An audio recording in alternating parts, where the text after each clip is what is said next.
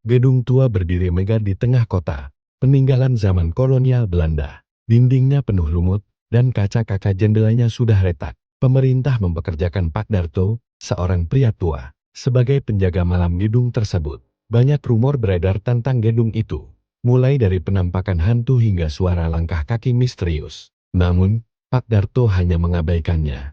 Suatu malam, hujan deras mengguyur kota. Pak Darto duduk di posnya. Saat jarum jam menunjuk pukul 11, ia mendengar suara pintu yang berderit dari dalam gedung.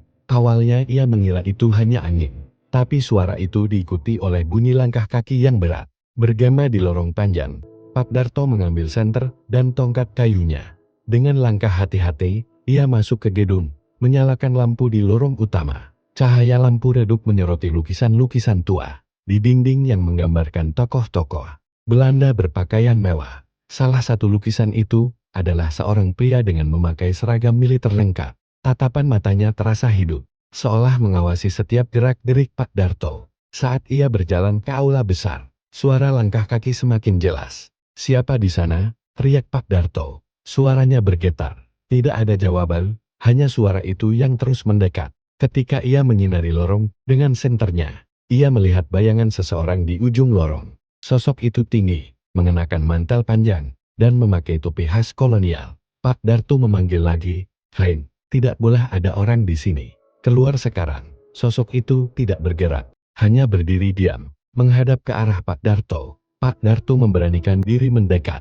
Namun, semakin ia berjalan, sosok itu tampak semakin jauh, hingga akhirnya, sosok itu menghilang di tikungan lorong. Pak Darto mempercepat langkahnya, mengejar. Ketika ia sampai di tikungan, ia berhenti. Di sana, ia melihat pintu menuju ruang bawah tanah terbuka lebar. Padahal, ia yakin pintu itu selalu terkunci. Dengan hati-hati, ia menuruni tangga menuju ruang bawah tanah. Udara di sana dingin dan lembab. Saat ia mencapai dasar, lampu senternya tiba-tiba berkedip, lalu mati. Dalam kegelapan, ia mendengar suara seseorang berbisik dalam bahasa Belanda. Tidak jelas apa yang dikatakan, tapi suaranya terdengar marah. Pak Darto berbalik, berniat naik kembali, tapi langkahnya terhenti. Di depan tangga, berdiri sosok dari lukisan itu. Pria dengan kumis melengkung dan seragam militer, menatapnya tajam dengan mata yang bersinar merah. Dia memegang sebuah pedang di tangan kanannya. Sosok itu mulai melayang mendekati Pak Darto sambil mengayunkan pedangnya.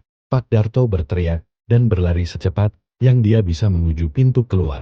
Saat dia menoleh ke belakang, sosok tersebut masih terus mengejarnya, sambil meneriakkan kata-kata yang tidak dimengerti Pak Darto. Setelah ia melewati pintu keluar, sosok tersebut baru berhenti mengikutinya. Sosok itu menatap dengan marah, dan membanting pintu dengan keras. Pak Darto tidak berani kembali masuk ke dalam gedung. Dia lebih memilih untuk pulang ke rumahnya. Keesokan harinya, Pak Darto memilih untuk mengundurkan diri dari pekerjaannya. Hingga saat ini, dia tidak pernah lagi masuk ke dalam gedung tua tersebut.